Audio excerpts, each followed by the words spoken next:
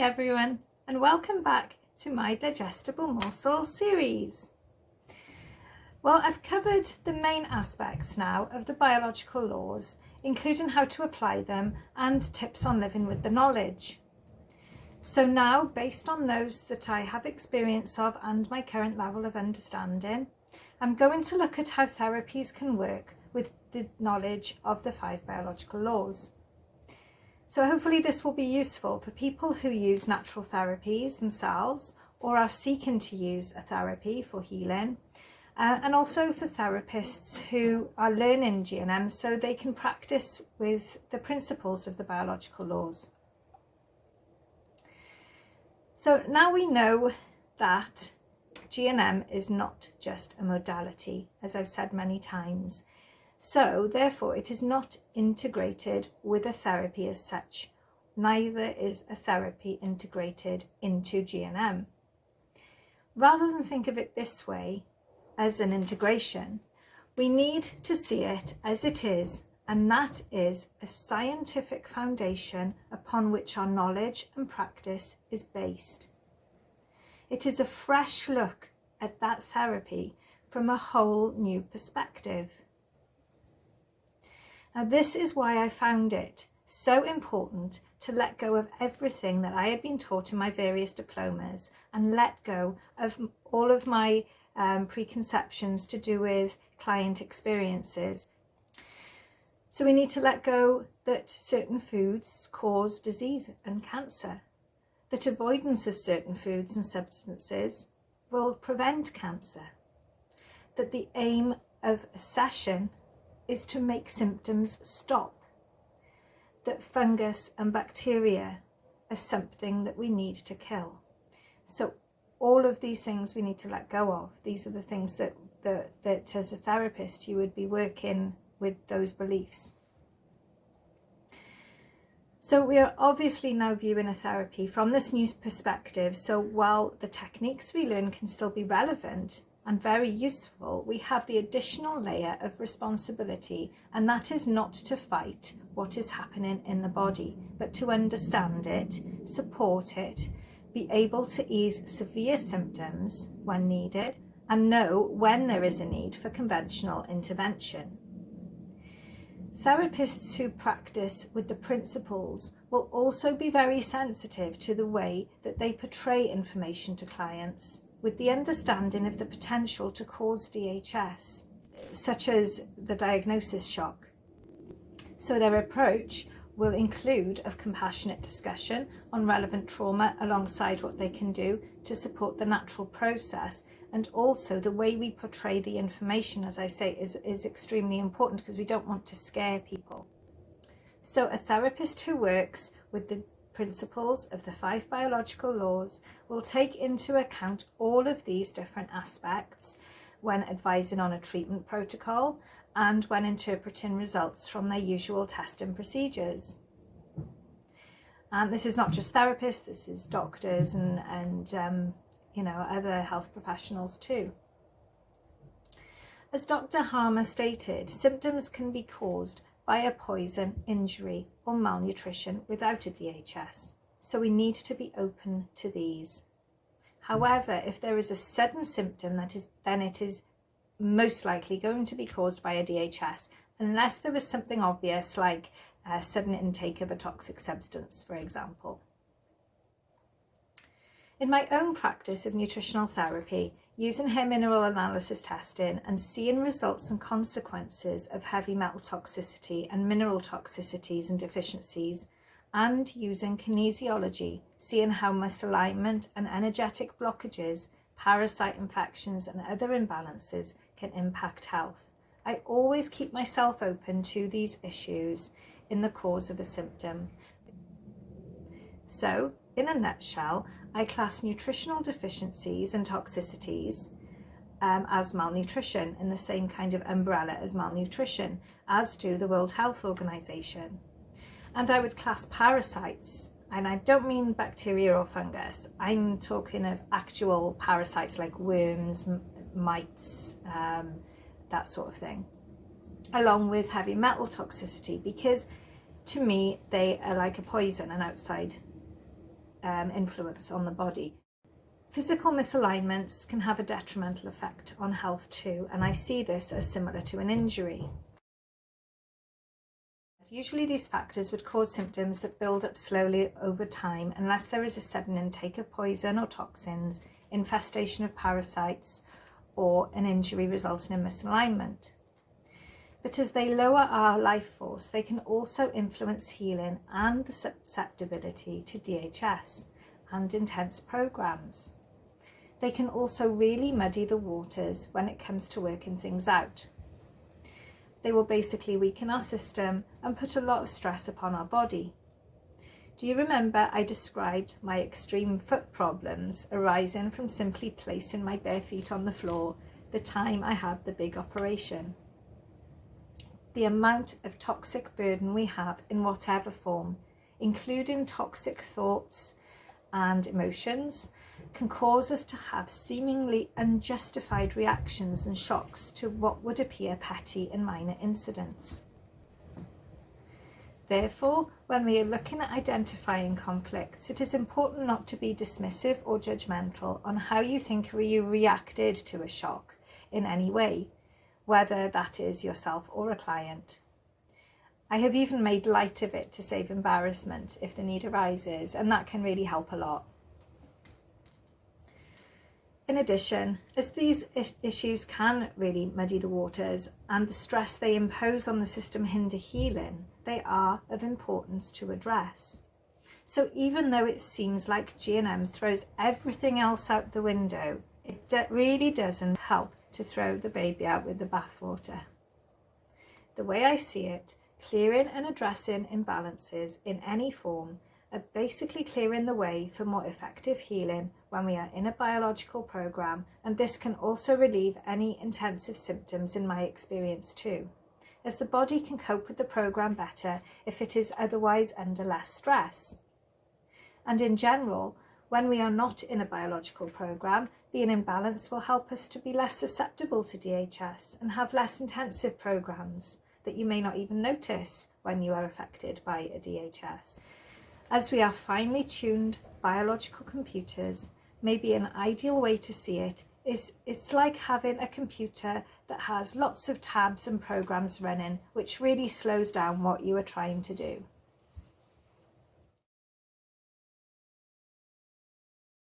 Whether you are receiving a therapy yourself or giving a therapy, you need to make sure your actions are in line with the laws.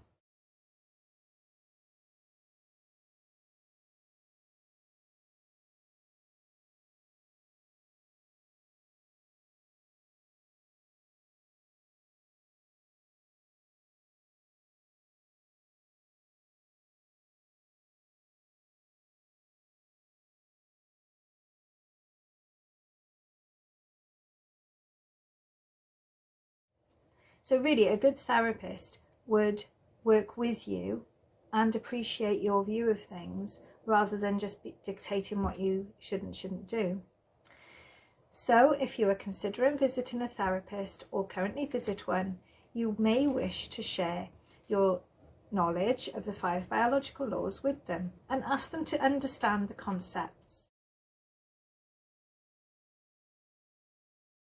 If you were a therapist, I will explain my approach in my practice, and hopefully this will give you some ideas on how you can work with the knowledge of the 5 biological laws.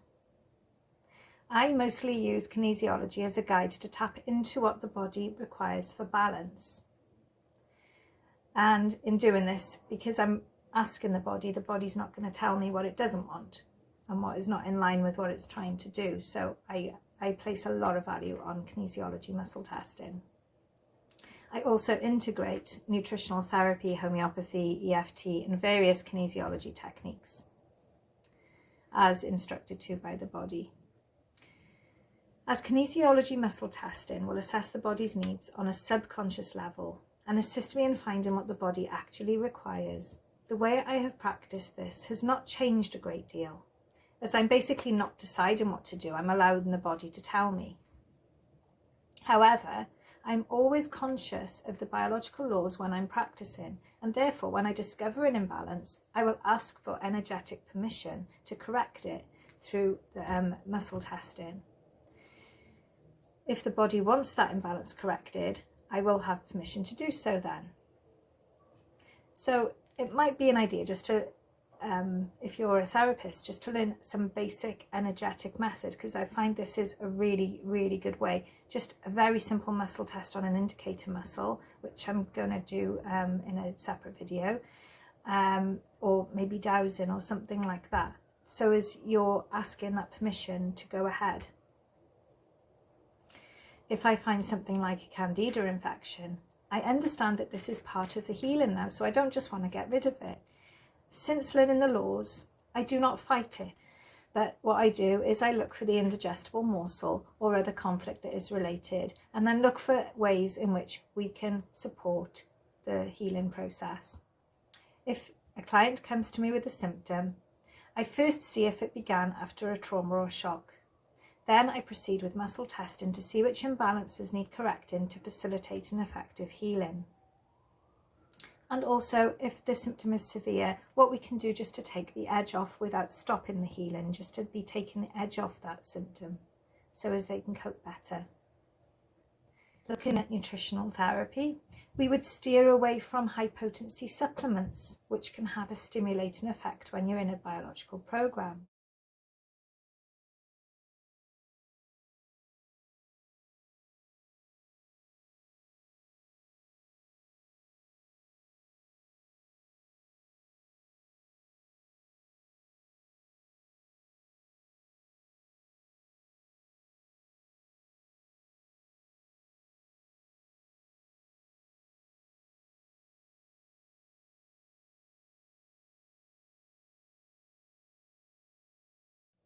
We would also consider the needs of the biological program, such as an increased need for protein in the healing phase of old brain programs, and maybe some supportive calming herbs and supplements too.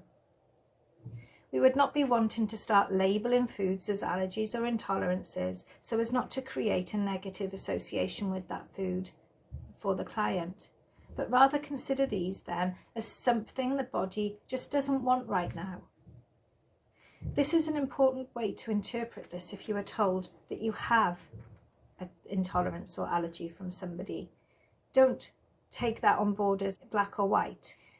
Just think, my body just doesn't want that right now. Additionally, taking GNM into account, you would avoid recommendations that could cause stress during healing, such as fasting, different diets that could be stressful with strict avoidance of a client's favourite food, which could cause more upset and stress than they would do good. So there needs to always be a balance, taking everything into consideration.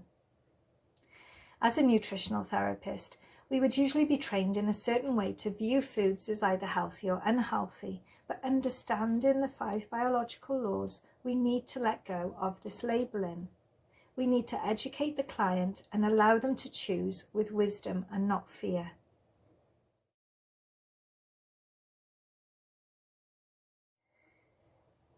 Homeopathy can be very supportive to healing, as it works on many different levels. However, it can also really muddy the waters if you're on a long-term protocol, as I found myself.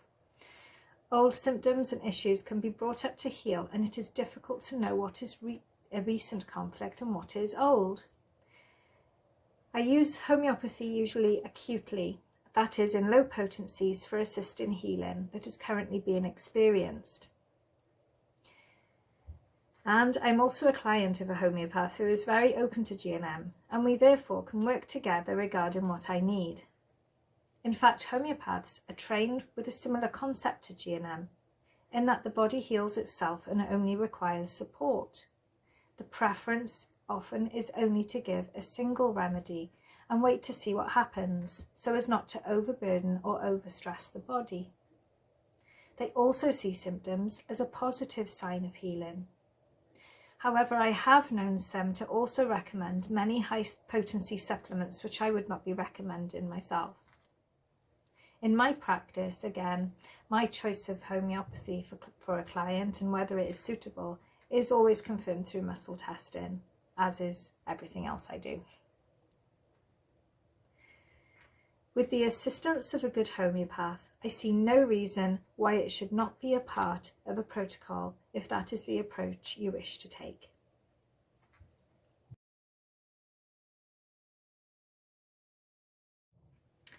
Some techniques used in therapies such as reflexology, as well as kinesiology, acupressure and massage can have a stimulating effect, so this needs to be taken into consideration when practicing with somebody who is in a biological program. If you are going for a treatment, you can request that they do not use any stimulating techniques, and if the therapy is a massage or reflexology, you can ask for a gentle pressure.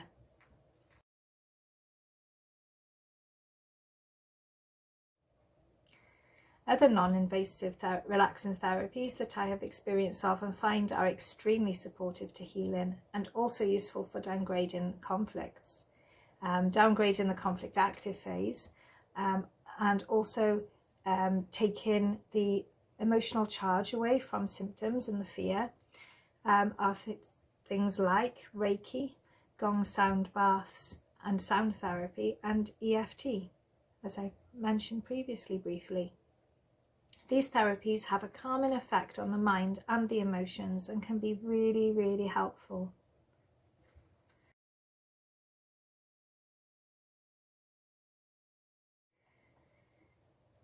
So looking at counselling, psychotherapy, hypnotherapy and talking therapies, and this would also come into play if you are doing like a consultation at the start of your session, no matter what therapy you do. You really, really need to be careful, as conflicts can easily be re-triggered and biological programs rerun. In this way, it is not bringing something out to be healed, but it's a re-trigger of an old conflict due to a track that has been triggered by bringing it up again. I'm not saying that these cannot be practiced and do not have value, but real care must always be taken in the way a client is counselled, in writing hypnotherapy scripts and in the way issues are approached. Understanding the 5 biological laws, we can also see the potential problems with any past dig-in therapies such as past life regression. Extreme caution needs to be exercised with any therapy that digs up past issues, and are generally not recommended when we understand the 5 biological laws. At the end of the day, we do not know what a client's reaction will be to finding something out about their past that they were not aware of. So this holds a lot of risk for causing potential problems. So these insights are based upon my perspective of practicing my own therapies and what I know about others, and also my client experiences, and they're also based on my own personal experiences. And I hope it has helped you to see how therapies can be practiced with the foundation of the biological laws, whether you are a therapist or a client. Thank you very much for watching, and I will see you again next time.